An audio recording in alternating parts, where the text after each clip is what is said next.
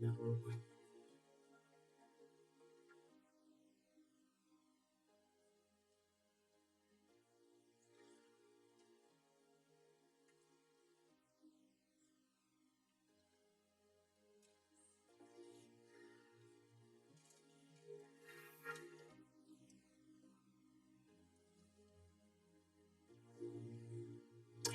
Good evening from the Health Education Campus of Case Western Reserve University and the Cleveland Clinic.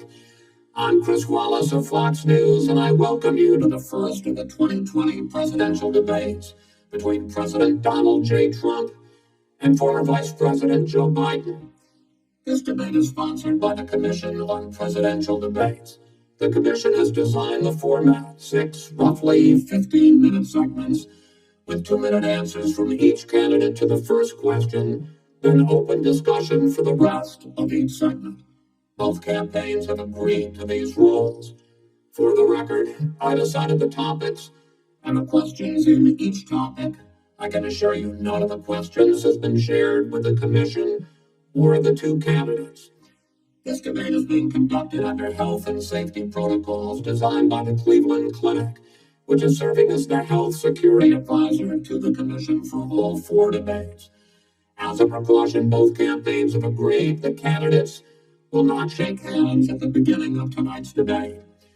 The audience here in the hall has promised to remain silent. No cheers, no boos or other interruptions, so we, and more importantly you, can focus on what the candidates have to say. No noise except right now, as we welcome the Republican nominee, President Trump, and the Democratic nominee, Vice President Biden.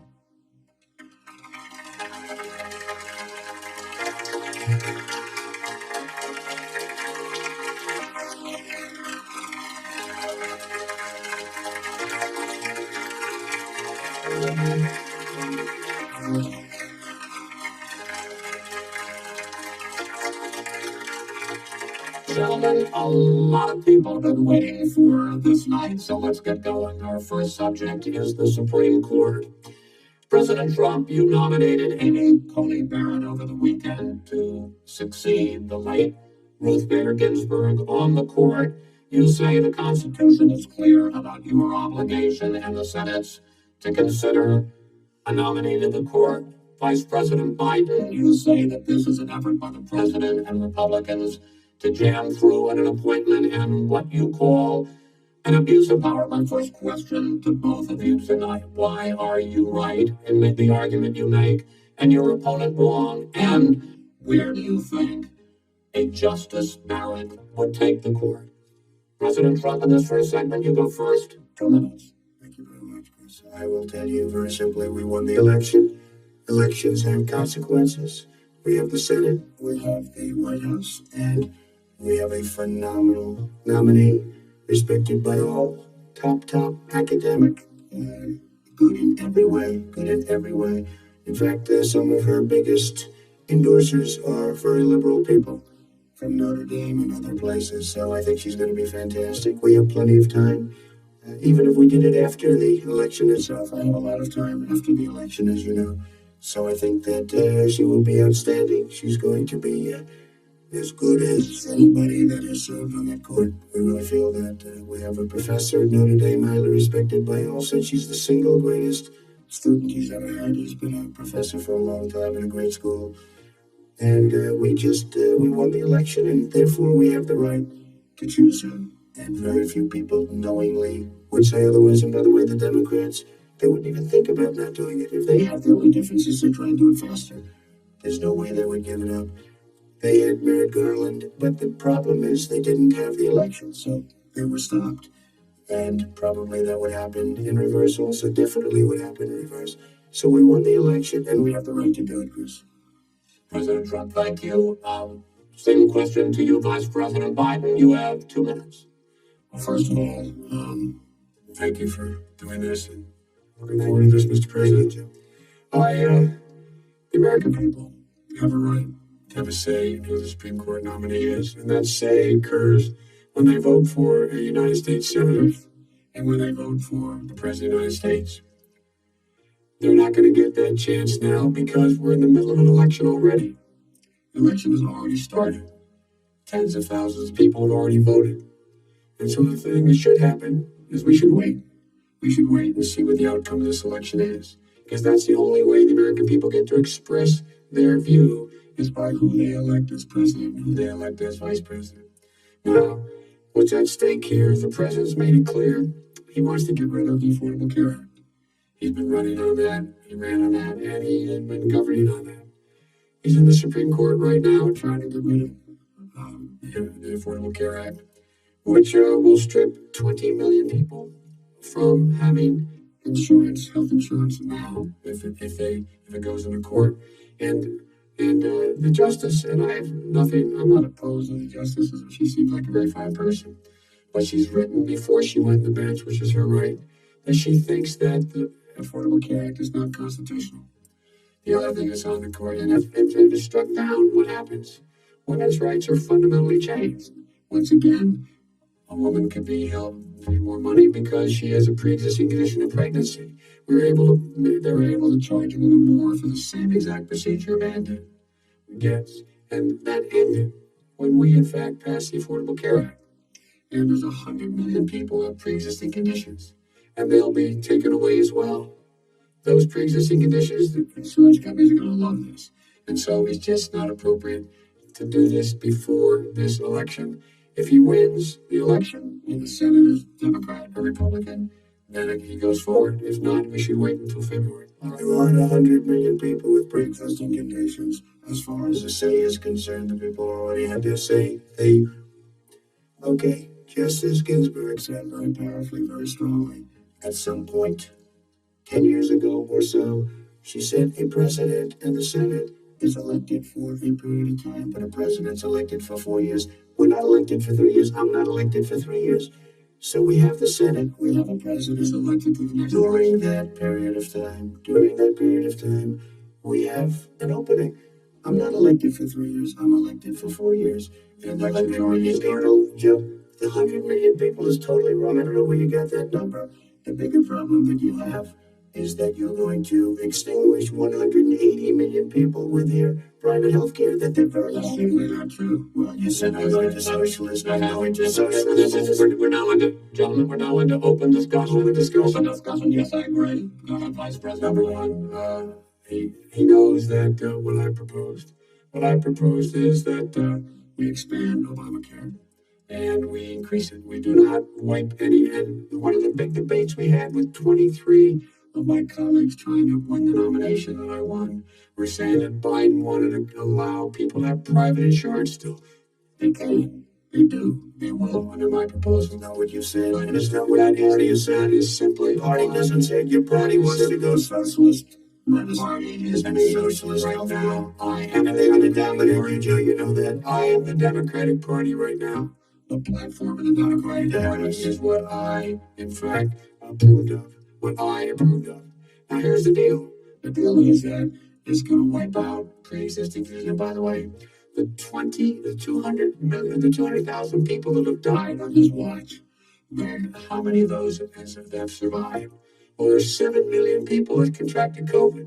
What does it mean for them going forward if you strike down the Affordable Care Act? Joe, you had 308,000 military people dying because you couldn't provide them proper health care in the military. So don't tell me about this. To talk about and if you were here, it would be 200. It would be 2 million people because you were very late in the draw. You didn't want me to ban China, which was heavily infected. You didn't want me to ban. All right, ladies and gentlemen, which was heavily infected. It would have been much later, Joe. Mr. President, Mr. President, talking about 2 million people. And our president is a moderator.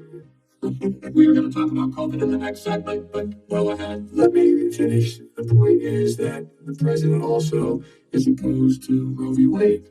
That's on the ballot as well, and the court. And so that's also at stake right now. And so the election is all. You don't know it's on the ballot. Why is it on the ballot? Because why is it on the ballot? It's on the ballot. I don't think so. The court. Well, there's nothing happening there. Donald, and you don't know her view on Roe v. Wade. I don't know. All right, let's talk. We got a lot to unpack here, gentlemen. We got a lot of time. So, on healthcare, And then we'll come back to Roe v. Wade. All right, Mr. President, the Supreme Court will hear a case a week after the election in which the Trump administration, along with 18 state attorneys general, are seeking to overturn Obamacare, to end Obamacare. You have spent the last... Because they want to give good health care. If I may ask a question, sir. Good health care. Over the last 4 years, you have promised to repeal and replace Obamacare, but you have never in these 4 years come up with a plan, a comprehensive plan to replace Obamacare. Of course I have. Well, I'll give I you got rid of the individual mandate, which was a big thing. That is absolutely a big thing. That was the worst part of Obamacare. That was the worst part of Obamacare. Let me ask my question. I'll ask you. The individual mandate was the most unpopular aspect of Obamacare. I'd like you to, Mr. President, I'm the moderator of this debate, and I would like you to let me ask my question, and then you can answer it.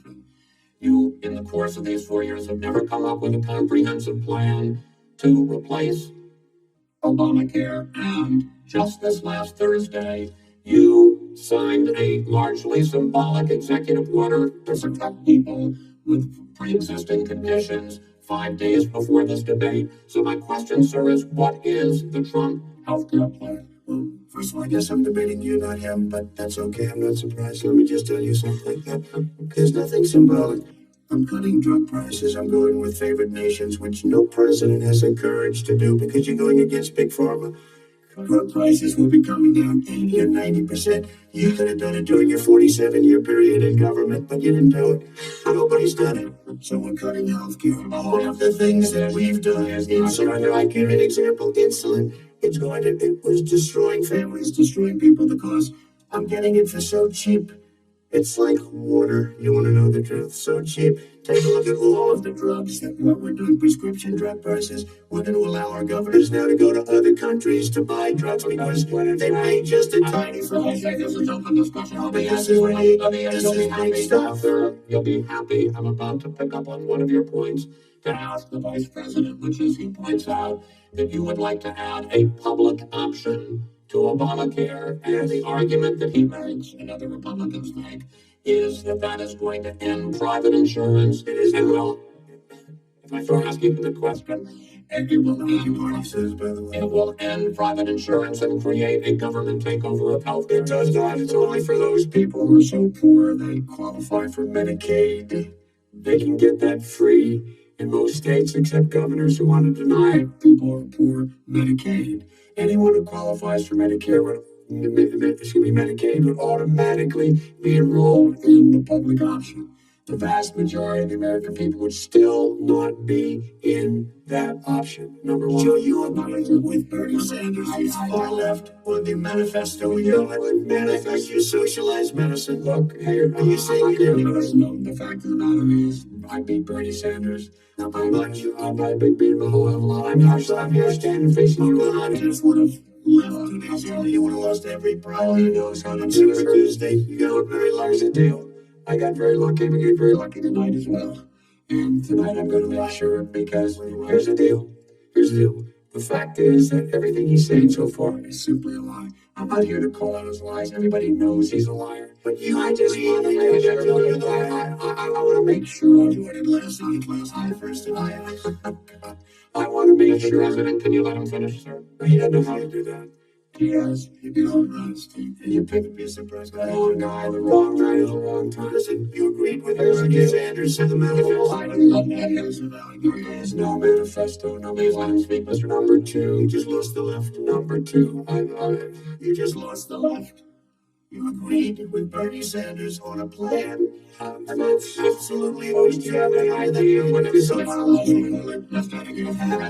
socialized medicine. Mr. President, I'll tell you what, he is not for any help for people needing health care because he in fact already has cost 10 million people their health care that they have from their employers because of his recession.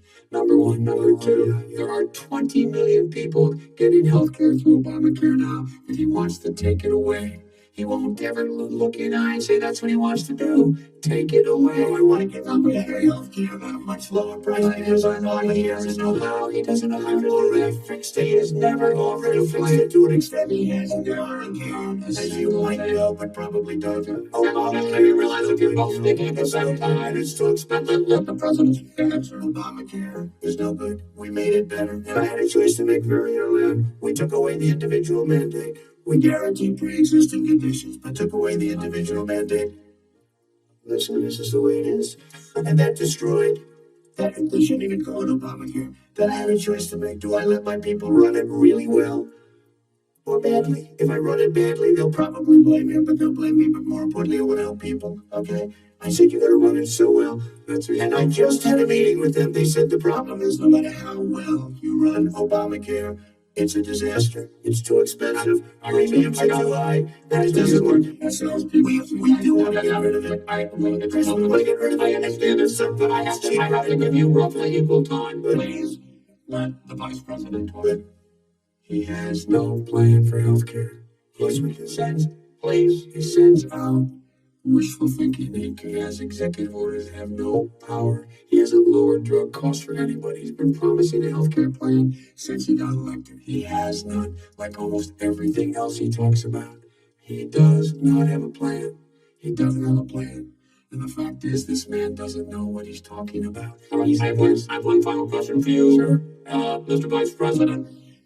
If Senate Republicans, we were talking originally about the Supreme Court here, if Senate Republicans go ahead and confirm Justice Barrett, there has been talk about ending the filibuster or even packing the court, adding to the 9 justices there. You call this a distraction by the president, but in fact it wasn't brought up by the president. It was brought up by some of your Democratic colleagues in the Congress. So my question to you is, you have refused in the past to talk about it. Are you willing to tell the American people tonight whether or not you will support either ending the filibuster or packing the court? Whatever position I take, and that'll become the issue. The issue is the American people should speak. You should go out and vote. You're in voting now. Vote and let your senators know how you feel. Vote now. Make sure you, in fact, let people know your senators. I'm not going to answer the question. I'm going to answer that because the question is, Justice, who matters the left? When you shoot that man, who is on your list, Joe? Who's on your list? Justice, I think This is so unprecedented. we have ended this segment. We're going to move on to the second segment. It was really a productive segment, wasn't it? Keep yapping, man. The people understand you. You've been 47 years, you've done nothing. They understand. All right. The second subject is COVID-19, which is an awfully serious subject, so let's try to be serious about it. We have had more than 7 million cases of coronavirus in the United States, and more than 200,000 people have died. Even after we produce a vaccine, experts say that it could be months or even years before we come back to anything approaching normal. My question for both of you is, based on what you have said and done so far and what you have said you would do starting in 2021, why should the American people trust you more than your opponent to deal with this public health crisis going forward? In this case, the question goes to you first, sir. 2 minutes uninterrupted. Good luck. 200,000 dead. As you said, over 7 million infected in the United States. We, in fact, have 5% or 4% of the world's population, 20% of the deaths. 40,000 people a day are contracting COVID. In addition to that, about between 750 and 1,000 people a day are dying. When he was presented with that number, he said, it is what it is. Well, it is what it is because you are who you are. That's why it is. The president has no plan. He hasn't laid out anything. He knew all the way back in February how serious this crisis was. He knew it was a deadly disease. What did he do? He's on tape, he's acknowledging he knew it. He said he didn't tell us or give people a warning of it because he didn't want to panic the American people. You don't panic. He panicked. In addition to that, what did he do? he went in and we were insisting that the people we had on the ground in China should be able to go to Wuhan and determine for themselves how dangerous this was. He did not even ask Xi to do that. He told us what a great job Xi was doing. He said we owe him a debt of gratitude for being so transparent with us. And what did he do then? He then did nothing. He waited and waited and waited. He still doesn't have a plan. I laid out back in March exactly what we should be doing. And I laid out again in July what we should be doing. We should be providing all the protective gear possible. We should be providing the money the House has passed in order to be able to go out and get people the help they need to keep their businesses open. Open schools that cost a lot of money. You should get out of your bunker and get out of the sand trap and get in your golf course and go in the Oval Office and bring together the Democrats and Republicans and fund what needs to be done now to save lives. So if we would have listened to you, if we would have listened to you, the country would have been left wide open. Millions of people would have died, not 200,000. And one person is too much. It's China's fault. It should have never happened. They stopped it from going in, but it was China's fault. And by the way, when you talk about numbers, you don't know how many people died in China. You don't know how many people died in Russia. You don't know how many people died in India. They don't exactly give you a straight count, just so you understand. But if you look at what we've done, I closed it, and you said he's xenophobic, he's a racist, and he's xenophobic because you don't think we should have closed our country. You didn't think we should have closed our country because you thought it was terrible. You wouldn't have closed it for another 2 months. By my doing it early, in fact, Dr. Fauci said, President Trump saved thousands of lives. Many of you Democrat governors said, President Trump did a phenomenal job. We worked with the governor. Oh, really? Go take a look. The governors said I did a phenomenal job. Most of them said that. In fact, people that would not be necessarily on my side said that. President Trump did a phenomenal job. We did. We got the gowns. We got the masks. We made the ventilators. You wouldn't have made ventilators. And now we're weeks away from a vaccine. We're doing therapeutics already. Fewer people are dying when they get sick. Far fewer people are dying. We've done a great job. The only thing I haven't done a good job, and that's because of the fake news. No matter what you say to them, they give you bad press on it. It's just fake news. They give you good press. They give me bad press because that's the way it is, unfortunately. But let me just tell you something. I don't care. I got news for it. But I'll tell you, Joe, you could never have done the job that we did. You don't have it in your blood. You could have never done that job. I know how to do the job. I know how to get the job. Well, you didn't do very well in swine flu. H1N1, you were a disaster. Your own chief. 14,000 people died, not 200,000. There was no economic recession. You made a point. You made a point on an answer, and there was no one. We didn't shut down the economy. This is his economy. He shut down. The reason it's shut down is because, look, you folks at home, how many of you got up this morning and had an empty chair at the kitchen table because someone died of COVID? How many of you were in a situation where you lost your mom or dad and you couldn't even speak to them? You had a nurse holding a phone up so you could, in fact, say goodbye. You lost far more people. And you would have been, by the way, Slayer, only his own CDC director says we could lose as many as another 200,000 people between now and the end of the year. And he ultimately said, if we just wear a mask, we can save half those numbers, just a mask. And by the way, in terms of the whole notion of a vaccine, we're for a vaccine, but I don't trust him at all, nor do you. I know you don't. What we trust is a scientist. You don't trust Johnson, Pfizer. And let me move on to two questions about the future, because you both have touched on two of the questions I'm going to ask.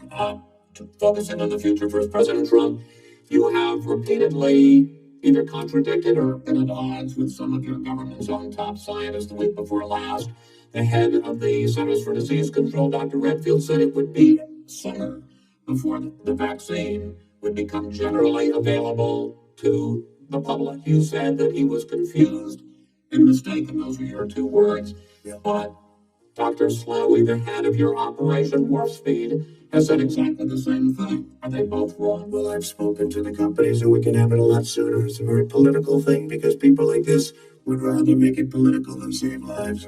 It is a very political thing. I've spoken to Pfizer. I've spoken to all of the people that you have to speak to. We have great Moderna, Johnson & Johnson, and others. They can go faster than that by a lot. become very political because the left, or I don't know if I'm calling it left, Generally, when the head of your Operation Warp Speed, Dr. I Smiley. disagree with him. Yeah, no, I disagree with both of them. I think he said it could be there, but it could also be much sooner. I had him in my office 2 days ago. He talked about the summer, sir, before it's generally available. He said it's a possibility that we'll have the answer before November 1st. It could also be after it's that. generally available. Well, we're going to deliver it right away. We have the military all set up logistically. They're all set up. We have our military that delivers soldiers, and they can do 200,000 a day. They're going to be This is the same man. It's all set up. By Easter, this should be gone away. By the warm weather, it'd be gone. Miraculous, like a miracle. And by the way, maybe you could inject some bleach in your arm, and that would take care of it. This is a sarcastic. I would say it's sarcastic. So here's the deal. This man is talking about a vaccine. Every serious company is talking about maybe having a vaccine done by the end of the year, but the distribution of that vaccine will not occur until sometime beginning or the middle of next year to get it out. If we get the vaccine, and pray God we will. Pray God we will. Mr. Vice President, I want to pick up We'll have the vaccine soon. I want to pick up on this question, though. You say the public can trust the scientists, but they can't trust President Trump. In fact, you said that again tonight. Your running mate, Senator Harris, goes further, saying the public health experts, quote, will be muzzled, will be suppressed, given the fact that polls already show that people are concerned about the vaccine and are reluctant to take it. Are you and your running mate, Senator Harris, contributing to that fear? No more than the question you just asked him. You pointed out. He puts pressure and disagrees with his own scientists. But you're saying Senator Harris is saying you can't trust the scientists. Well, no, you can't trust the scientists. She didn't say that. You can't. She said the public health experts, quote, will be muzzled, will be suppressed. Well, that's what he's going to try to do, but there's millions of scientists, there's thousands of scientists out there, like here at this great hospital, that don't work for him. Their job doesn't depend on him. That's not, they're the people. And by the way, to the scientists that are in charge, they will have the vaccine very soon. But you believe for a moment what he's telling you in light of all the lies he's told you about the whole issue relating to COVID. He still hasn't even acknowledged that he knew this was happening, knew how dangerous it was going to be back in February, and he didn't even tell you. He's on record as saying it. He panicked or he just looked at the stock market, one of the two, because guess what? A lot of people died, and a lot more are going to die unless he gets a lot smarter, a lot quicker. Mr. President? Did you use the word smart? So you said you went to Delaware State, but you forgot the name of your college. You didn't go to Delaware State. You graduated either the lowest or almost the lowest in your class. Don't ever use the word smart with me. Don't ever use that word. Oh, give me a break. Because you know what? There's nothing smart about you, Joe. 47 years you've done no service to better. If you would have had, let me just tell you something, Joe. If you would have had the charge of what I was put through, I had to close the greatest economy in the history of our country. And by the way, now it's being built again. See, it's going to get to the economy in the next segment, sir. Okay. It's going up fast. Okay. When it comes to how the virus has been handled so far, the two of you have taken very different approaches, and this is going to affect how the virus is handled going forward by whichever of you ends up becoming the next president. I want to quickly go through several of those reopenings. Vice President Biden, you have been much more reluctant than President Trump about reopening the economy and schools. Why, sir? Because he doesn't have a plan. If I were running, I know what the plan is. You've got to provide these businesses the ability to have the money to be able to reopen with the PPE as well as with the sanitation they need. You have to provide them. Nancy Pelosi. Please just shush for a minute. Tell it to Nancy Pelosi. Nancy Pelosi and Schumer, they have a plan. He won't even meet with them. The Republicans won't meet with the Senate. He sits at his golf course. Well, I mean, literally think about it. You probably playing more than I do, Joe. What about this question of reopenings in the fact? He wants to shut down this country. And I want to keep it open. And we did a great thing by shutting it down. Wait a minute, Joe. Let me shut you down for a second, Joe, just for 1 second. He wants to shut down the country. We just went through it. We had to because we didn't know anything about the disease. Now we found that elderly people with heart problems and diabetes and different problems are very, very vulnerable. We learned a lot. Young children aren't.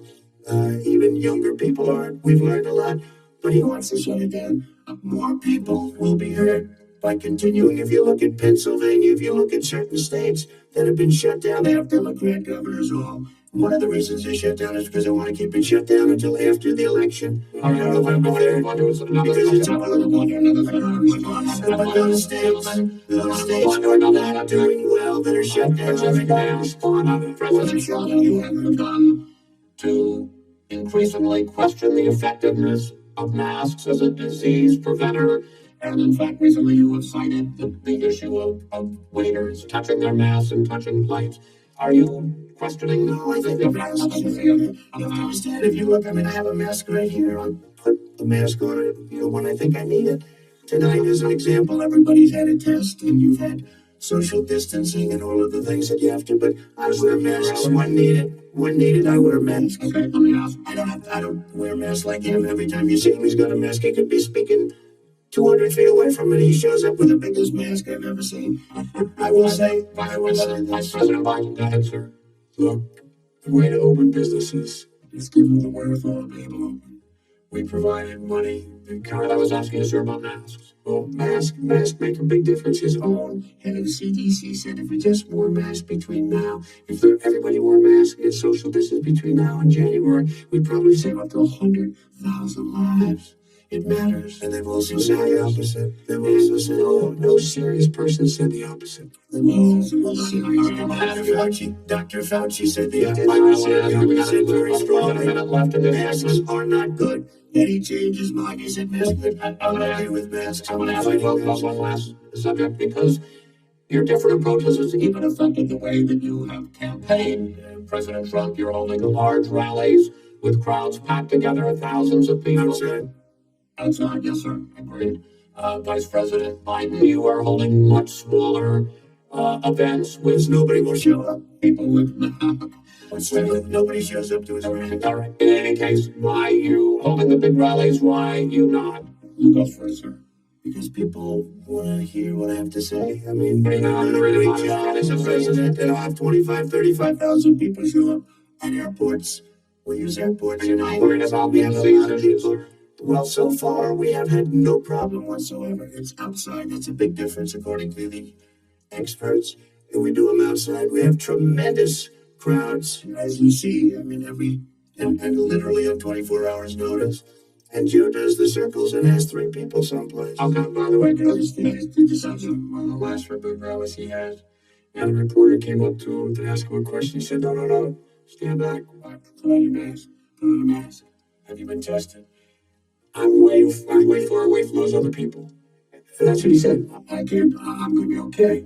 He's not worried about you. He's not worried about the people out there breathing one We another. have no negative effect. No negative effect. We have no negative effect. And we've had 40,000 people at these rallies. just quickly finish up because I want to move on to our next. Yes, I would. He's been totally irresponsible the way in which he has handled the social distancing and people wearing masks. Basically encouraged them not to. And he's a fool on this. If you could get the crowds, you would have done the same thing, but you can't. Nobody cares. Gentlemen, can we move on to the economy? Gentlemen, can we move on to the economy? Yes. The economy is, I think it's fair to say, recovering faster than expected from the shutdown. In the second quarter, the unemployment rate fell to 8.4% last month. The Federal Reserve says the hit to growth, which is going to be there, is not going to be nearly as big as they had expected. President Trump, you say we are in a V-shaped recovery. Vice President Biden, you say it's more of a K-shape.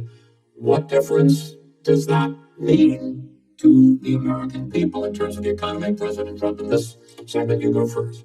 So we built the greatest economy in history. We closed it down because of the China plague. When the plague came in, we closed it down, which was very hard psychologically to do. He didn't think we should close it down, and he was wrong.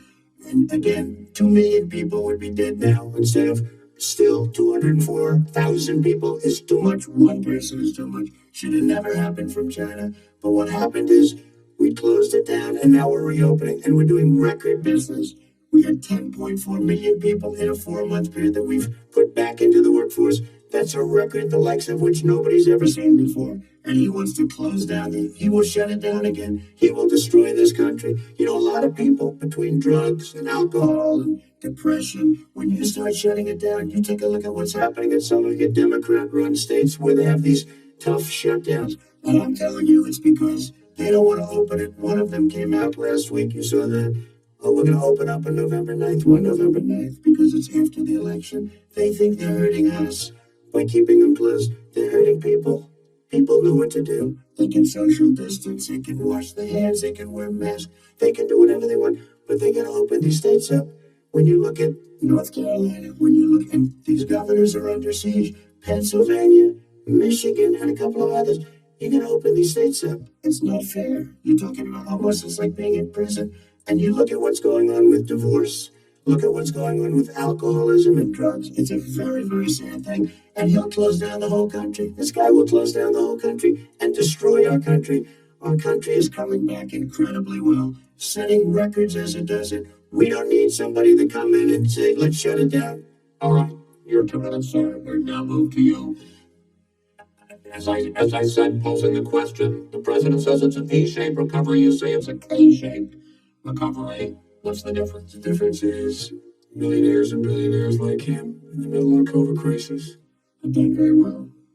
Another billionaires have made another $300 billion because of his profligate tax proposal, and he only focused on the market. But you folks at home, you folks living in Scranton and Claremont and all the small towns and working class towns in America, how will you do it? This guy paid, a total of $750 in taxes.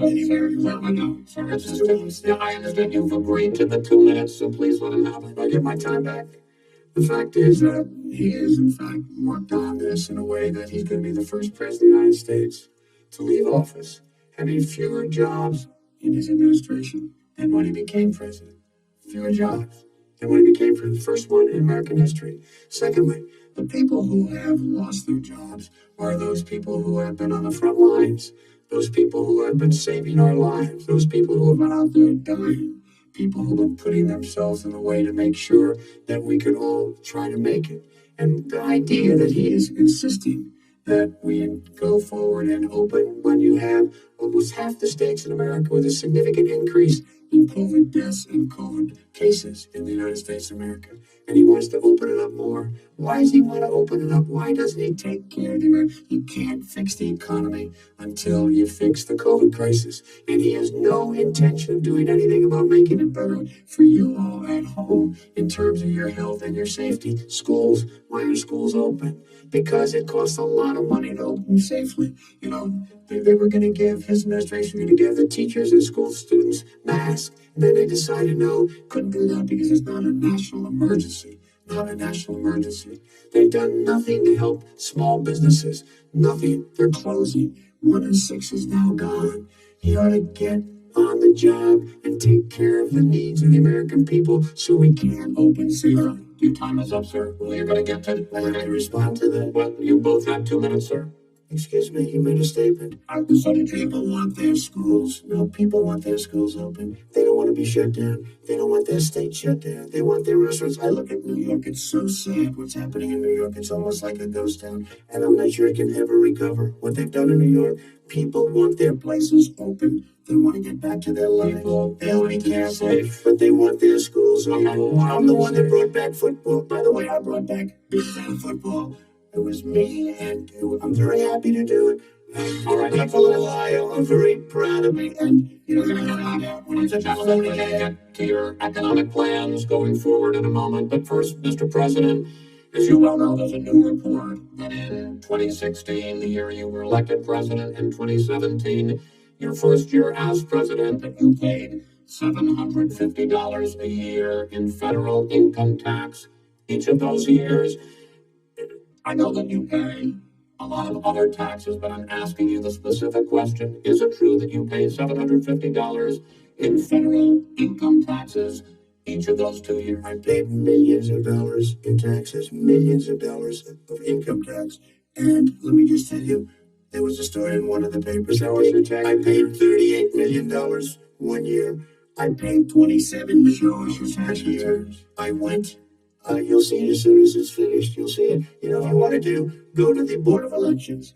There's a 118-page or so report that says everything I have, every bank I have, I'm totally under leveraged because the assets are extremely good.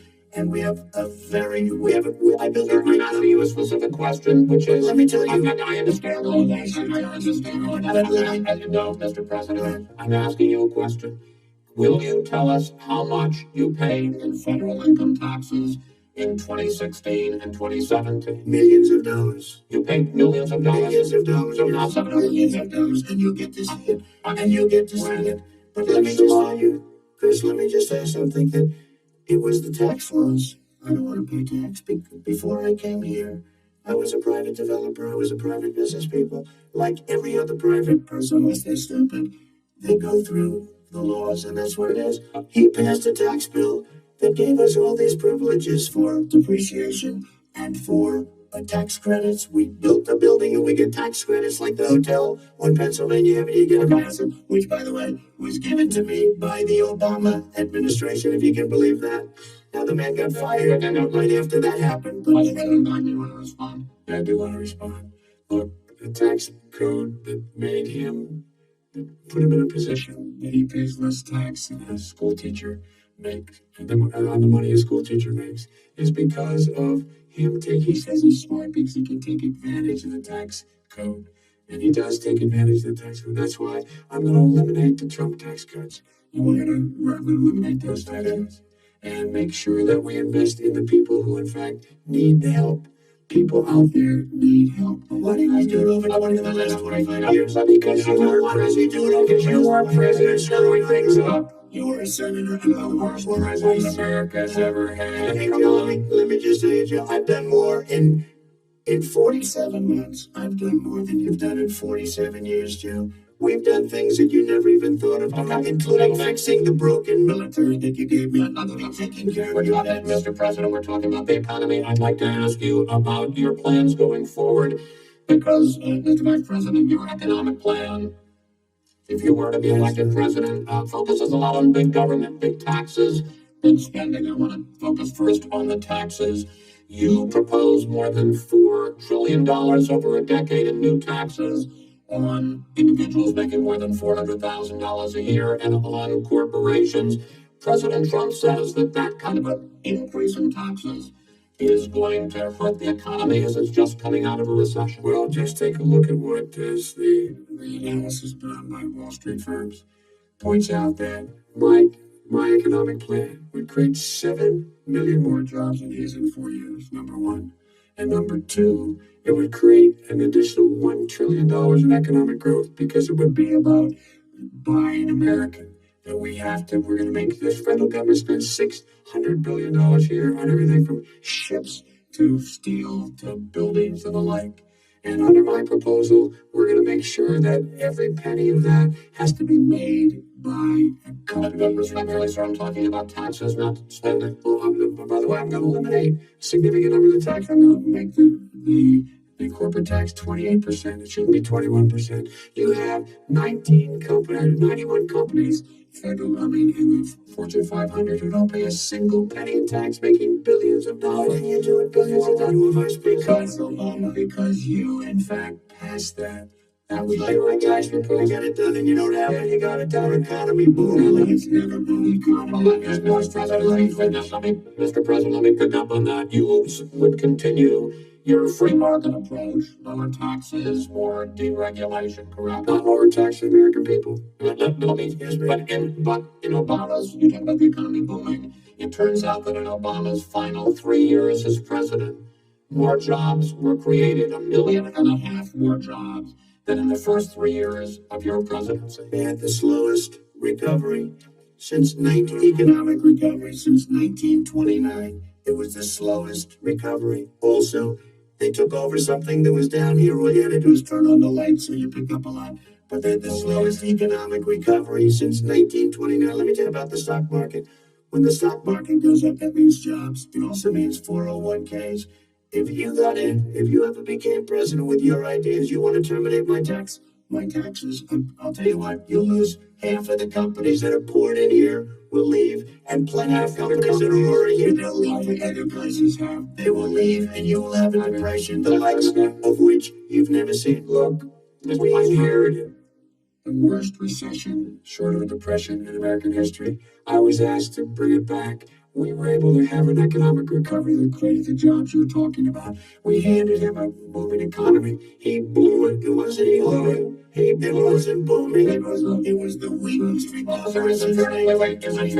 Is it fair to say he blew it when, in fact, when there was record low unemployment before COVID? Yeah, but because what he did, even before COVID, manufacturing went in the hole.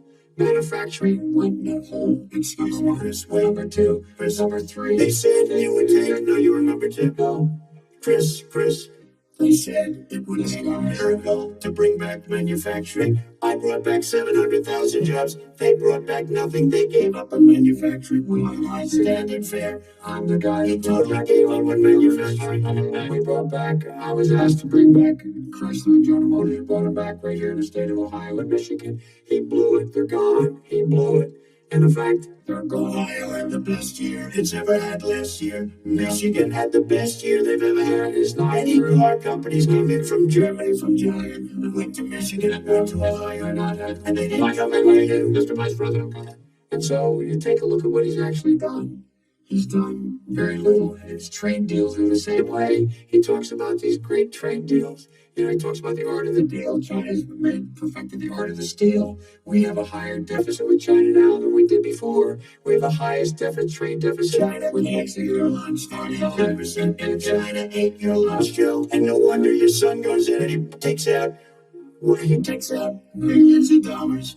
Takes out billions of dollars to manage. He makes millions of dollars. And also, so while we're at it, why is it, just out of curiosity, the mayor of Moscow's wife gave your son $3.5 million? And what did he do to deserve it? What did he do with the resign to deserve $183,000? You had a question and an answer. If not, none of that is true. Really, Mr. President, please, totally discredited. Totally discredited. And by the way, we need to get $3.5 million, Joe. Mr. President, get $3,000. It is not true. Really? Mr. President, it's an open discussion, please. It's a fact. Well, there's a raised an issue. Let this Vice President answer. Discredited brewers are paid $183,000 a month with no experience in energy. Mr. President, my son did nothing wrong. And brewers, I think he did. Mr. President, I want an answer. He didn't want me to answer because he knows I have the truth. And his position has been thoroughly discredited by everybody. Well, by the media, by our allies, by the Bell Bank,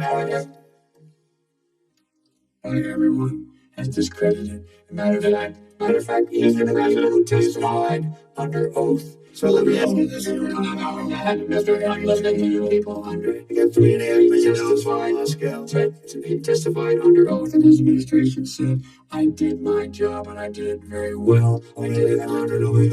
I'll give you the list of the people testifying. I'm sure you've already fired most of them because they did their job. Some people don't. Well, here's it. When you get the final word in law, it's hard to get any word in with this clown. Excuse me, this. Let me just say it. No, I'm Mr. President. I didn't have to President. That is simply, why did I deserve $3.5 million from Moscow? Look, here's the deal. We want to talk about families and ethics. I don't want to do that. I mean, his family we can talk about all night. His family's my family. My family lost a fortune by coming down and helping us with governance. And that's Mr. President. Every single one of them lost. This is not about my family. This is about your family. And America doesn't. That's not true. It doesn't want to talk about what you need. You, the American people. It's about you. That's what we're talking about. So right now, that's the end of the segment. We're moving on. We didn't take the Vice President. And now, to be honest, it's a very important. I say it up. No, the answer to the question is no. You could not answer with $1 billion if you had reason. You know when you're waiting on you're gonna have it true, gentlemen.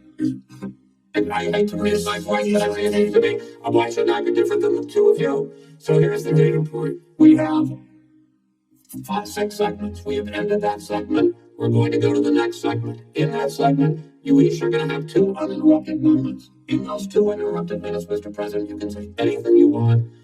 I'm going to ask a question about race, but if you want to answer about something else, go ahead. But I think that the country would be better served if we allowed both people to speak with fewer interruptions. I'm appealing to you, sir, to do that. Well, and him too. Well, frankly, you've been doing more interrupting than you have. But he does plenty. Less than less than you have. Let's please continue on. The issue of race. Vice President Biden, you say that President Trump's response to the violence in Charlottesville 3 years ago, when he talked about very fine people on both sides, was what directly led you to launch this run for president. President Trump, you have often said that you believe you have done more for Black Americans than any president, with the possible exception of Abraham Lincoln. My question for the 2 of you is, why should voters trust you rather than your opponent to deal with the race issues facing this country over the next 4 years? Vice President Biden, you go first. It's about equity and equality. It's about decency. It's about the Constitution. And we have never walked away from trying to require equity for everyone, equality for the whole of America. But we've never accomplished it. But we've never walked away from it like he has done. It is true. The reason I got in the race is when those people, close your eyes, remember what those people looked like coming out of the fields carrying torches, their veins bulging, beauty, and just spewing anti-Semitic bile, and accompanied by the Ku Klux Klan. A young woman got killed. And they asked the president what he thought. He said, "We're very fine people on both sides. No president's ever seen anything like that." And it is now. Second point I'd make too is that when Floyd was killed, when Mr. Floyd was killed, there was a peaceful protest in front of the White House. What did he do? He came out of his bunker, had the military use tear gas on him so he could walk across to a church and hold up a Bible. And then what happened after that? The bishop of that very church said that it was a disgrace. The general who was with him said all he ever wants to do is divide people, not unite people at all. This is a president who has used everything as a dog whistle to try to generate racist hatred, racist division. This is a man who, in fact, you talk about helping African Americans. 1 in 1,000 African Americans has been killed because of the coronavirus. And if he doesn't do something quickly by the end of the year, 1 in 500 will have been killed. 1 in 500 African Americans. This man is a savior of African Americans. This man cares at all. This man's done virtually nothing. Look, the fact is that you have to look at what he talks about. You have to look at what he did. And what he did has been disastrous for the African American community.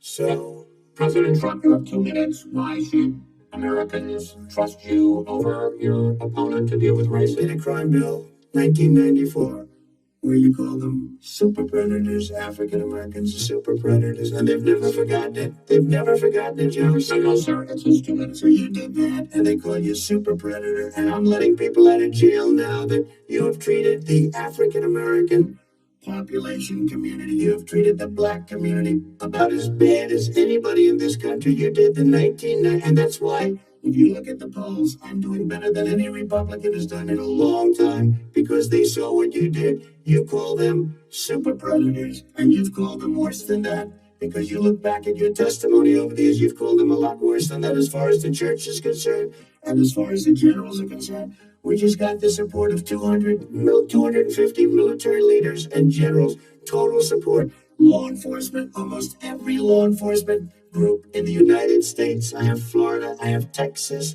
I have Ohio, I have, Portland. The sheriff just came out today and he said, I support President Trump. I don't think you have any law enforcement. You can't even say the word law enforcement, because if you say those words, you're going to lose all of your radical left supporters. And why aren't you saying those words? Why don't you say the words law enforcement? Because you know what? If they called us in Portland, we would put out that fire in a half an hour, but they won't do it because they're run by radical left Democrats. If you look at Chicago, if you look at any place you want to look, Seattle, they heard we were coming in the following day and they put up their hands and we got back Seattle. Minneapolis, we got it back, Joe, because we believe in law and order, but you don't. The top 10 cities and just about the top 40 cities are run by Democrats, and in many cases radical left, and they've got you wrapped around their finger, Joe, to a point where you don't want to say anything about law and order. And I'll tell you what, the people of this country want and demand law and order, and you're afraid to even say it. All right. I want to return to the question of race.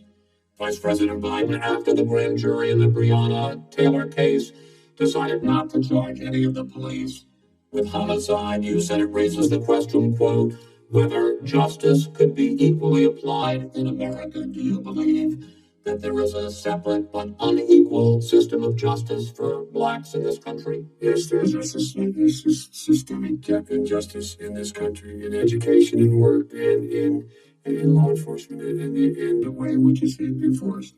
But look, the vast majority of police officers are good, decent, honorable men and women. They risk their lives every day to take care of us. But there are some bad apples, and when they occur, when they find them, they have to be sorted out. They have to be held accountable. They have to be held accountable. And what I'm going to do as President of the United States is call together an entire group of people at the White House. Everything from the civil rights groups to the police officers to the police chiefs, and we're going to work this out. We're going to work this out so we change the way in which we have more transparency. And when these things happen, these cops aren't happy to see what happened to George Floyd. These cops aren't happy to see what happened to Breonna Taylor. Most don't like it, but we have to have a system where people are held accountable. And by the way, violence in response is never appropriate. Never appropriate. Peaceful protest is. Violence is never appropriate. What is peaceful protest? When they run through the middle of town and Trump burn down the stores and kill people without promise. And it's not peaceful. I know it's not how you say it is. President Trump, I'd like to continue with the issue of race. I promise we're going to get to the issue of law and order in a moment. This month, your administration directed federal agencies to end racial sensitivity training that addresses white privilege or critical race theory. Why did you decide to do that, to end racial sensitivity training? And do you believe that there is systemic racism in this country, sir? I ended it because it's racist. I ended it because a lot of people were complaining that they were asked to do things that were absolutely insane, that it was a radical revolution that was taking place in our military, in our schools, all over the place, and you know it, and so does everybody else. And you would know racial sensitivity training. If you were a certain person, you had no status in life. It was sort of a reversal. And if you look at the people, we would pay people hundreds of thousands of dollars to teach very bad ideas and frankly very sick ideas. And really, they were teaching people to hate our country. And I'm not going to do that. I'm not going to allow that to happen. We have to go back to the core values of this country. They were teaching people that our country is a horrible place. It's a racist place. And they were teaching people to hate our country. And I'm not going to allow that to happen. Vice President Biden. Nobody's doing that. He's racist. Here's the deal. I know a lot more about it. Let him finish. The fact is that there is racial insensitivity. People have to be made aware of what other people feel like, what insults them, what is demeaning to them. It's important that people know they don't want to. Many people don't want to hurt other people's feelings, but it makes a big difference. It makes a gigantic difference in the way a child is able to grow up and have a sense of self-esteem. It's a little bit like how this guy and his friends look down on so many people. They look down their nose on people like Irish Catholics like me and grew up in Scranton. They look down on people who don't have money. They look down on people who are of a different faith. They look down on people who are a different color. In fact, we're all Americans. The only way we're going to bring this country together is bring everybody together. There's nothing we cannot do. If we do it together, we can take this on and we can defeat racism. President Trump, sir. During the Obama-Biden administration, there was tremendous division.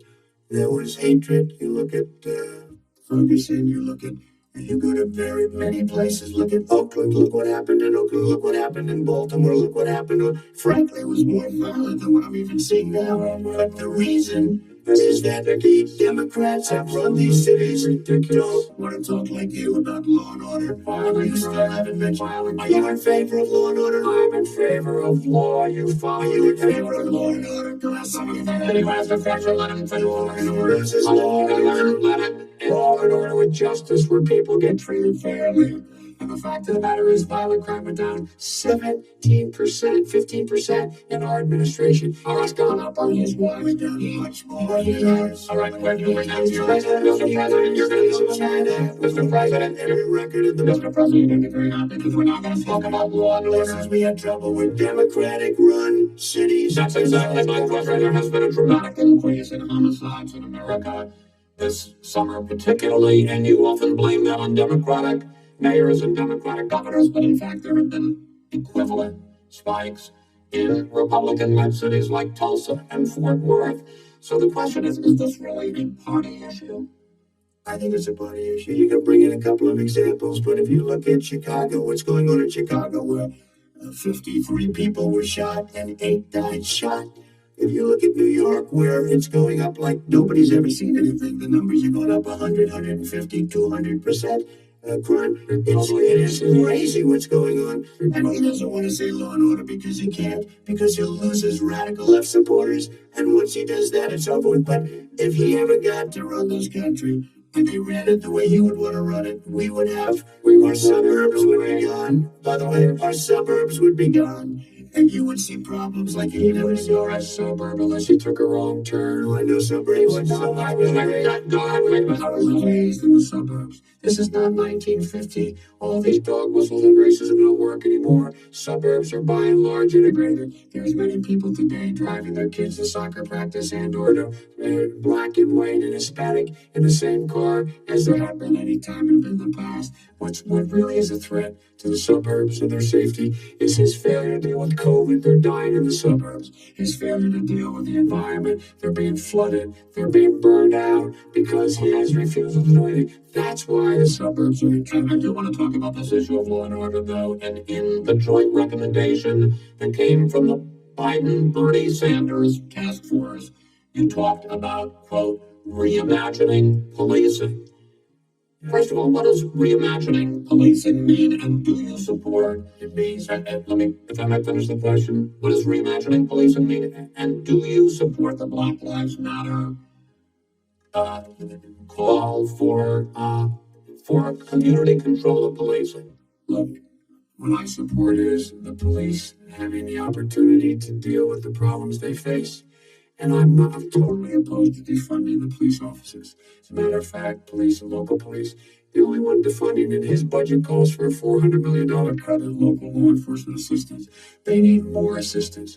They need, when they show up for a 9/11 call, to have someone with them as a psychologist or psychiatrist to keep them from having to use force and be able to talk people down. We have to have community policing like we had before, where the officers get to know the people in the communities. That's when crime went down. It didn't go up, it went down. And so we have to be. That's not what they're talking about. That's not what he's talking about defunding the police. That is not true. He doesn't have any law with his law. He has no law enforcement. That's not true. Almost that's not. All right, who do you have? Name one group that supports you. Name one group that came out and supported you. Go ahead. Like, we have time. We don't have time to do anything. Name one law enforcement group that came out and supported. I think I'm going to take back the moderator, and I want to get to another subject, which is the issue of protests in many cities that have turned violent. In Portland, Oregon, especially, we had more than 100 straight days of protests, which I think you would agree. You talk about peaceful protests. Many of those turned into riots. Mr. Vice President, you say that people who commit crimes should be held accountable. The question I have, though, is, as the Democratic nominee, and earlier tonight you said that you are the Democratic Party right now, have you ever called the Democratic mayor of Portland or the Democratic governor of Oregon and said, hey, you got to stop this, bring in the National Guard, do whatever it takes, but you stop the days and months of violence in Portland? I don't hold public office now. I am a former vice president. I've made it clear in my public statements that the violence should be prosecuted. It should be prosecuted. I want to convince you that you never called for the people. That's the leader. Excuse me, sir. You have never called for the leaders in Portland and in Oregon to call us the National Guard and knock off 100 days of riots. They can, in fact, take care of it if you just stay out of the way. Okay. Oh, really? Oh, really? So that I said, I asked to get the killer of a young man in the middle of the street, and they shot him. And for 3 days, President Trump weren't president do anything. I sent the U.S. Marshals, and they took care of business. And by the way, his own former spokesperson said, riots and chaos and violence help us cause. That's what this is all about. I never said that. I do. Who? I think Kellyanne Conway. I don't think she said that. And so here's the point. The point is that that's what he is, keeps trying to rile everything up. He doesn't want to calm things down. Instead of going in and talking to people and saying, let's get everybody together, figure out how to deal with this. What's he do? He just pours gasoline in the fire constantly, and every single solitary. Okay, and to end this, button up this segment, I'm going to give you a minute to answer, sir. You have repeatedly criticized the answer is that you have stated late. You have stated you've been talking back and forth. I'm asking you. I would love to know, sir. I would love to. If you want to switch seats, we could very quickly. We can do that, but the National Guard, it would be over. There'd be no problem. Okay, but they don't want to accept the National Guard. You have repeatedly criticized the vice president for not specifically calling out Antifa and other left-wing extremist groups. But are you willing tonight to condemn white supremacists and militia groups and to say that they need to stand down and not add to the violence in a number of these cities, as we saw in Kenosha and as we've seen in Portland? Are you prepared to specifically do it? I would say almost everything I see is from the left wing, not from the right wing. What do you say? I'm willing to do anything. I want to see peace. Do it, sir. Do it, say. You want to call him? What do you want to call him? Give me a name. Give me a name. White supremacist. Stand back and stand by. But I'll tell you what. Somebody's got to do something about Antifa and the left, because this is not a right-wing problem. This is a left-wing problem. This is a left-wing problem. White supremacists. Antifa's an idea, not an organization. You got to be kidding. That's what it is tonight. FBI. His FBI director. We're done, sir. We're moving on to the next one. That's not an idea. Everybody verification tells you the truth is a bad idea. I tell you what, I have no idea. Antifa is a dangerous radical. We're now moving on to the Trump and Biden records. He'll overthrow you. When the president, I'm going to ask a question. When the president seeks a second term, it is generally a referendum on his record. But Vice President Biden, you like to quote one of your dad's sayings, which is, don't compare me to the almighty, compare me to the alternative. And in this case, sir, you are the alternative. Looking at both of your records, I'm going to ask each of you, why should voters elect you president over your opponent in this segment? President Trump, you go first, 2 minutes. Because there has never been an administration or president who has done more than I've done in a period of 3.5 years, and that's despite the impeachment hoax. And you saw what happened today with Hillary Clinton, where it was a whole big con job. But despite going through all of these things, we had to fight both flanks and behind me and above. There has never been an administration that's done what I've done. The greatest before COVID came in, the greatest economy in history, lowest unemployment numbers. Everything was good. Everything was going. And by the way, there was unity going to happen. People were calling me for the first time in years. They were calling and they were saying, it's time maybe. And then what happened? We got hit, but now we're building it back up again. A rebuilding of the military, including Space Force and all of the other things. A fixing of the VA, which was a mess under him. 308,000 people died because they didn't have proper health care. He was a mess. And we now got a 91% approval rating at the VA. Our vets, we take care of our vets. But we've rebuilt our military. The job that we've done, and I'll tell you something, some people say maybe the most important, by the end of the first term, I'll have approximately 300 federal judges and Court of Appeals judges, 300, and hopefully 3 great Supreme Court judges, justices. That is a record, the likes of which very few people, and one of the reasons I have so many judges, because President Obama and him left me 128 judges to fill. When you leave office, you don't leave any judges. That's like, you just don't do that. They left 128 openings. And if I were a member of his party, because they have a little different philosophy, I'd say if you left us 128 openings, you can't be a good president. You can't be a good vice president. But I want to thank you because it gives us almost, it'll probably be above that number by the end of this term, 300 judges. It's a record.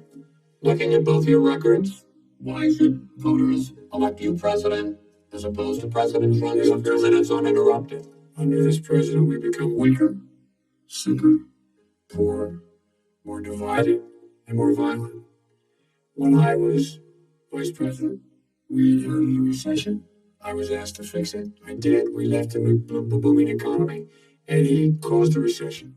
With regard to being weaker, the fact is that I've gone head to head with Putin and made it clear to him we're not going to take any of his stuff.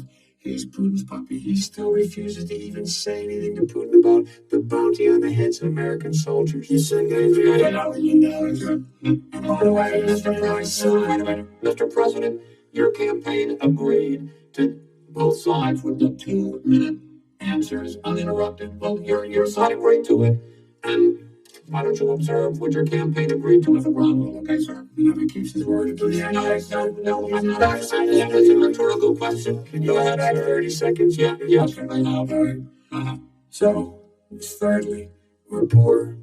The billionaires have gotten much more wealthy by a tune of over $300 to $400 billion more just since COVID. You in the home, you got less. You're in more trouble than you were before. In terms of being more violent, when we were in office, there was 15% less violence in America than there is today. He's president of the United States. It's on his watch. And with regard to more divided, the nation can't stay divided. We can't be this way. And speaking of my son, the way you talk about the military, the way you talk about them being losers and being and just being suckers, my son was in Iraq. He spent a year there.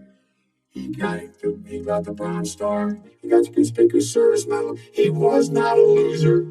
He was a patriot. And the people left behind there were heroes. And every city talking like Hunter. You're talking about my son, Bo Biden. You're talking about, I don't know, Bo. I know Hunter got thrown out of the military.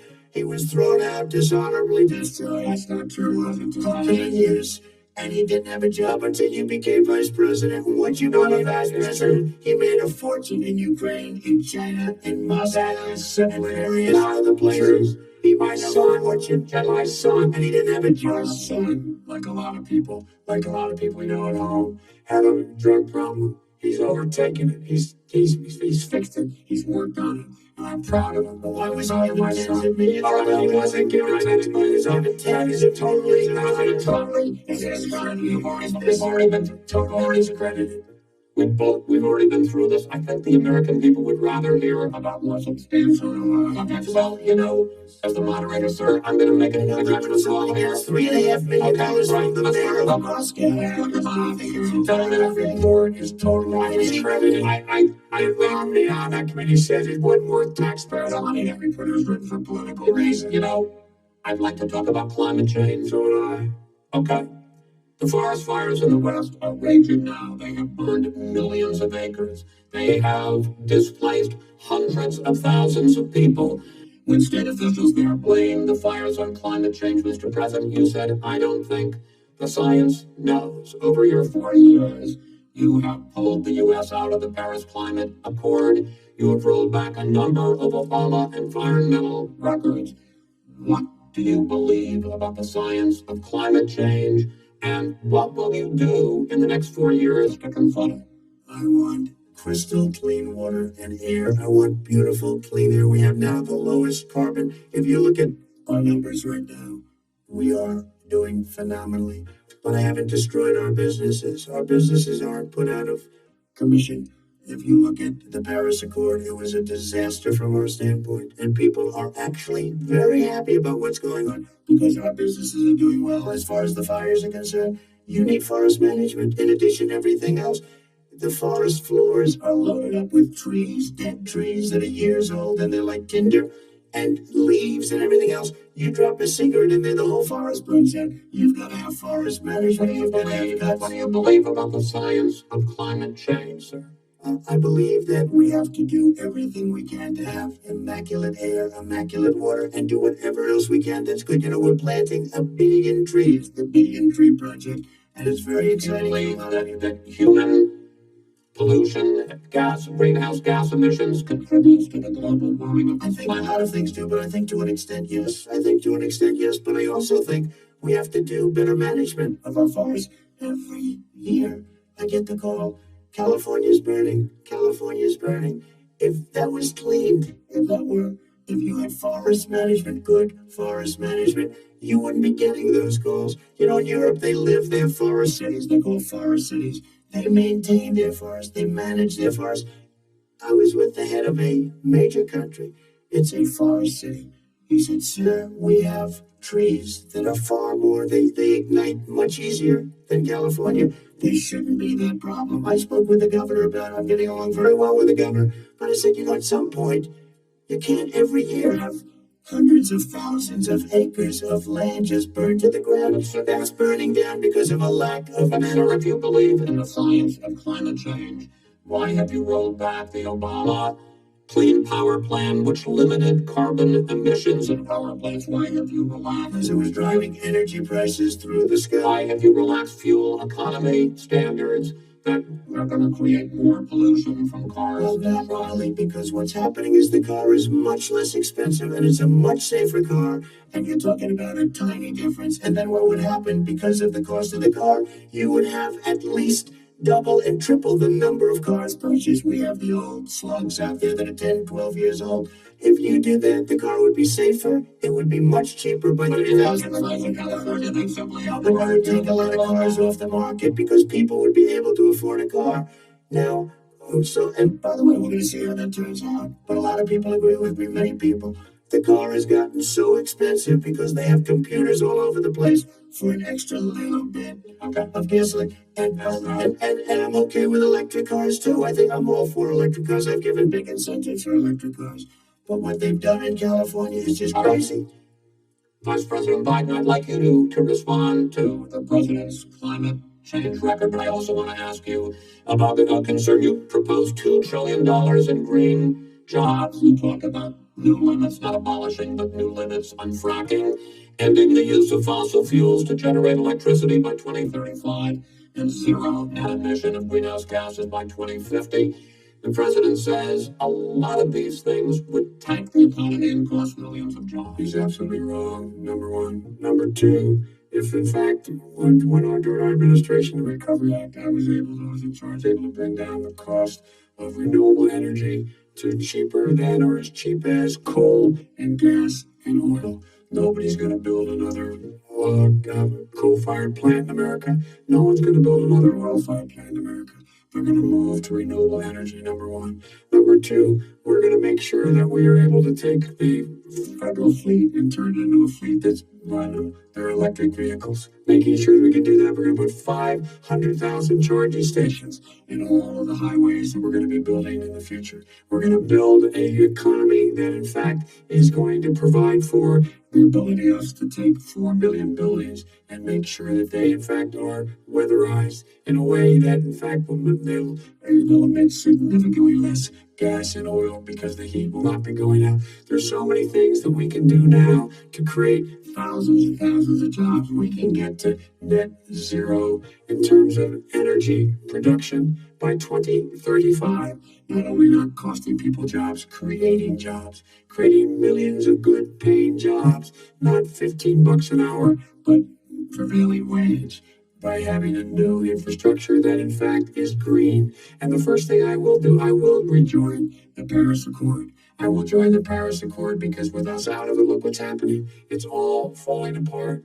and talk about someone who has no relationship with foreign policy. Brazil, the rainforests of Brazil are being torn down, are being ripped down. More carbon is absorbed in that rainforest than every bit of carbon that's emitted in the United States. Instead of doing something about that, I would be gathering up and making sure we had the countries of the world coming up with $20 billion. Say, here's $20 billion.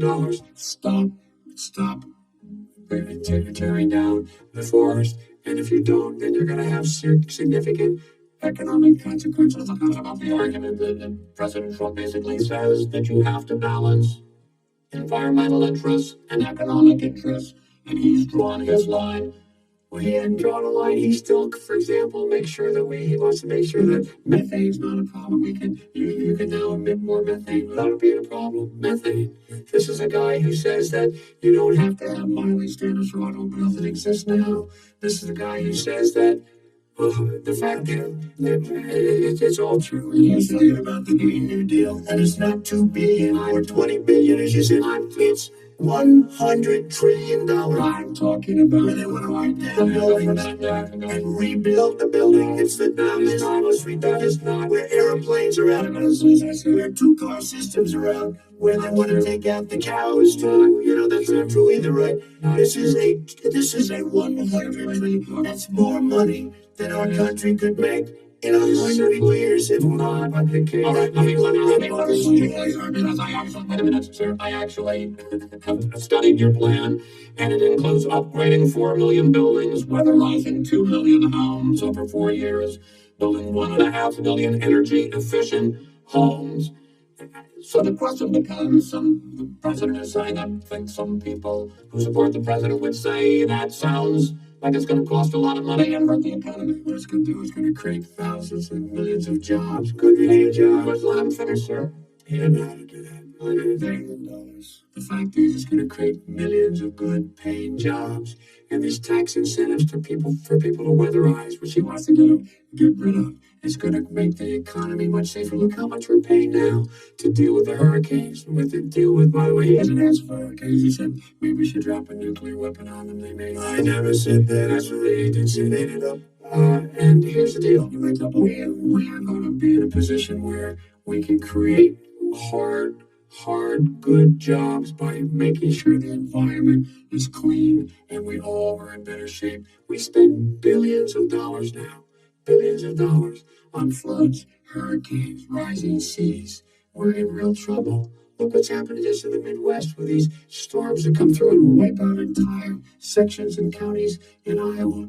They didn't happen before. They're because of global warming. We make up 15% of the world's problem.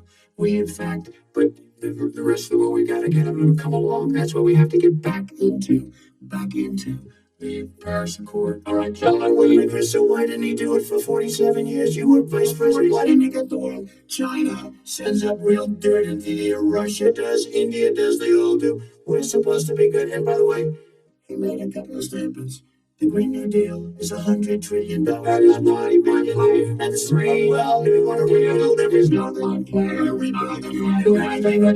gentlemen, he made a statement about the military. He said, I said something about the military. He and his friends made it up, and then they went with it. I never said it. What you did is you said he called the military stupid bastards. He said stupid bastards. I would never say that.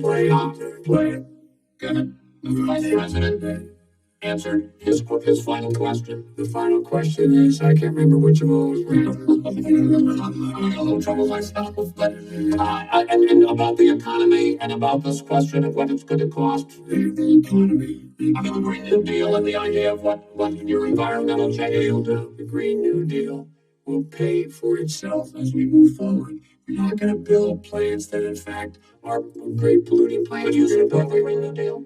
Pardon me? You support that? I don't support the Green New Deal. Oh, well, that's a big statement. I support you as the radical left. I support the Biden plan that I put forward. Okay. The Biden plan, which is different than when he calls the radical Green New Deal. All right, gentlemen, final segment. Election integrity as we meet tonight. Millions of Americans are receiving mail-in ballots or going to vote early. How confident should we be that this will be a fair election, and what are you prepared to do over the next 5+ weeks? Because it'll not only be to election day, but also counting some ballots, mail-in ballots after election day. What are you prepared to do to reassure the American people that the next president will be the legitimate winner of this election? In this final segment, Mr. Vice President, you go first. Prepared to let people vote. You should go to iwillvote.com. Decide how they're going to vote, when they're going to vote, and what means by which they're going to vote. His own Homeland Security Director, as well as the FBI Director, says there is no evidence at all that mail-in ballots are a source of being manipulated and cheating. They said that. The fact is that there are going to be millions of people because of COVID that are going to be voting by mail-in ballots, like he does, by the way. He sits behind the resident desk and sends his ballot to Florida. Number one. Number two, we're going to make sure that those people who want to vote in person are able to vote, because enough poll watchers are there to make sure they can socially distance. The polls are open on time, and the polls stay open until the votes are counted. And this is all about trying to dissuade people from voting, because he's trying to scare people into thinking that it's not going to be legitimate. Show up and vote. You will determine the outcome of this election. Vote, vote, vote. If you're able to vote early in your state, vote early. If you're able to vote in person, vote in person. Or whatever way is the best way for you. Because he cannot stop you from being able to determine the outcome of this election. And in terms of whether or not, when the votes are counted, and they're all counted, that will be accepted. If I win, that will be accepted. If I lose, that will be accepted. But by the way, if in fact he says he's not sure what he's going to accept, well, let me tell you something, it doesn't matter. Because if we get the votes, it's going to be all over. He's going to go. He can't stay in power. It won't happen. It won't happen. So vote. Just make sure you understand you have it in your control to determine what this country's going to look like the next 4 years. Is it going to change? You get 4 more years of these lies. Mr. President, 2 minutes. So when I listen to Joe talking about a transition, there's been no transition from when I won that election.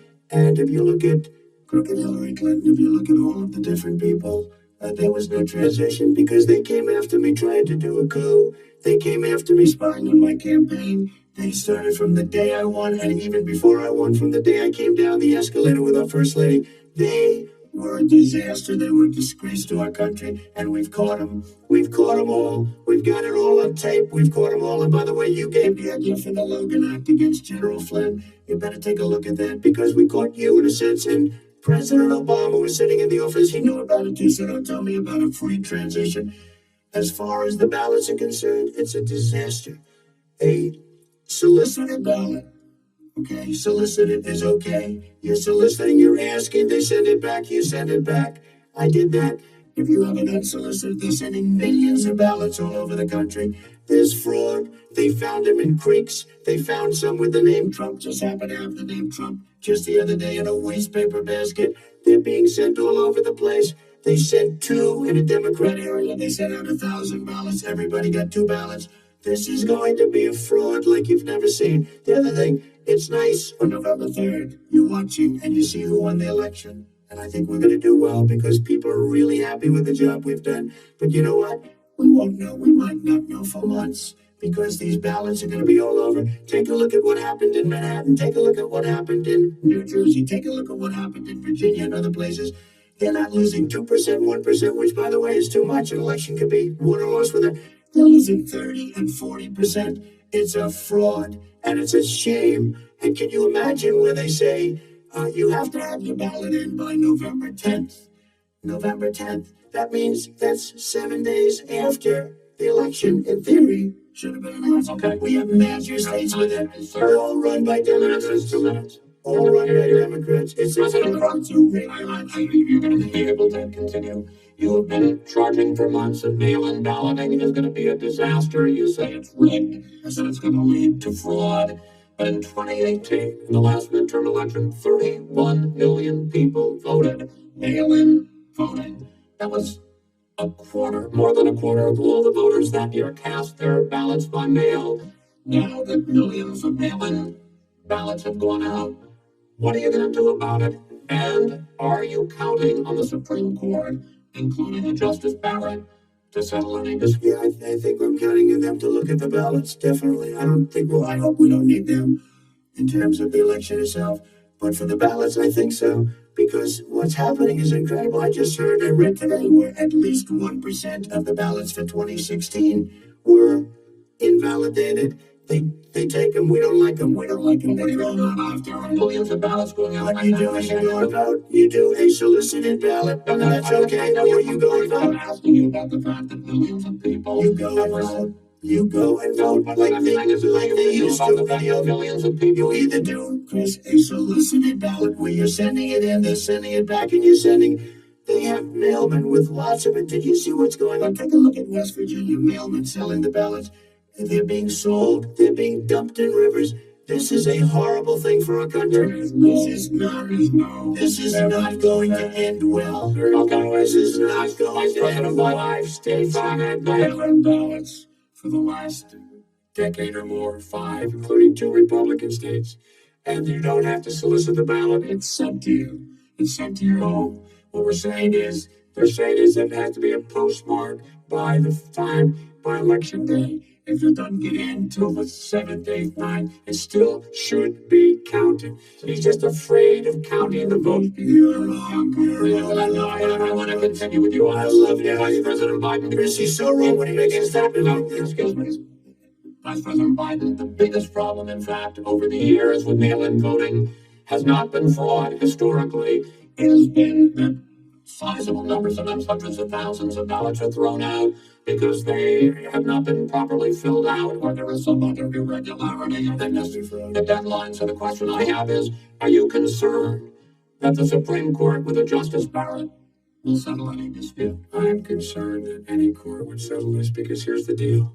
When you get a ballot and you fill it out, you're supposed to have an affidavit. If you didn't know, you have someone say that this is me. You should be able to, if in fact you can verify that's you before the ballot is thrown out, that's sufficient to be able to count the ballot because someone made a mistake and not dotting the correct I, who they voted for, testify, say who they voted for, say it's you. That is totally legitimate. All right. It doesn't you have 8 million ballots. Senate is swapping the system. You know it can't be done. You know it can't. And already has been. So now,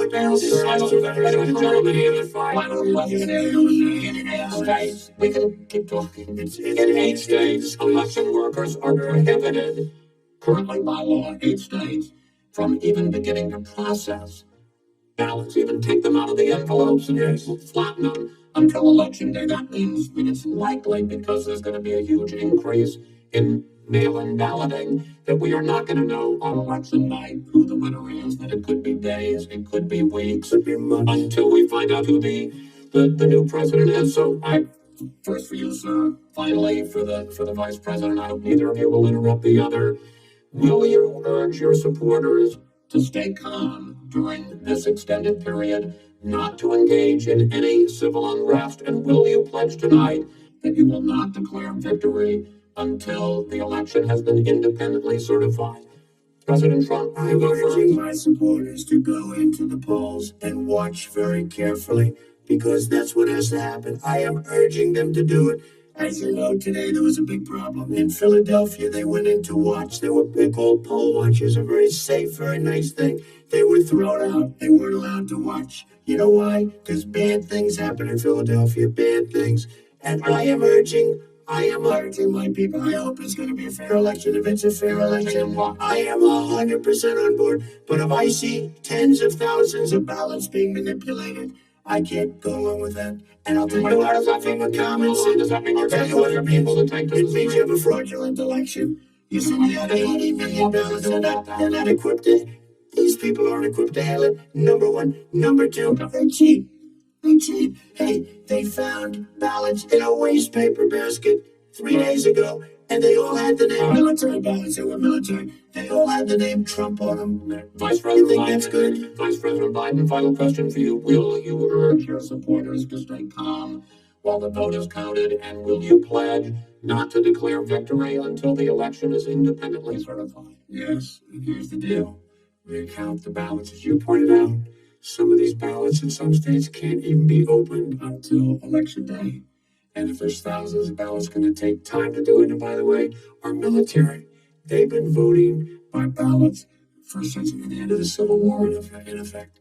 And that's what's going to happen. Why was it not? Why is it for them somehow not fraudulent? It's the same process.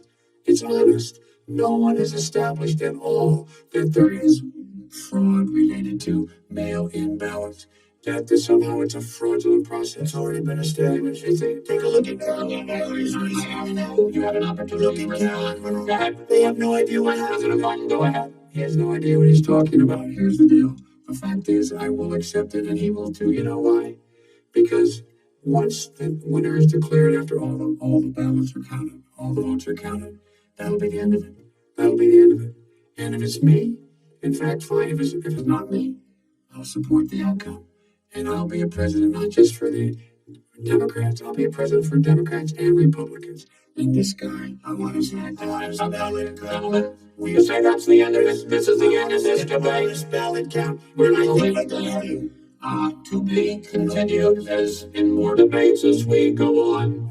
President Trump, Vice President Biden, it's been an interesting hour and a half. I want to thank you both for participating in the first of 3 debates that you've agreed to engage in. We want to thank Case Western Reserve University and the Cleveland Clinic for hosting this event. The next debate, sponsored by the Commission on Presidential Debates, will be 1 week from tomorrow, October 7th, at the University of Utah in Salt Lake City. The 2 vice presidential nominees, Vice President Mike Pence and Senator Kamala Harris, will debate at 9 p.m. Eastern that night. We hope you watch.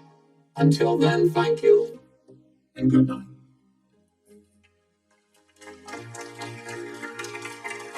Thank you.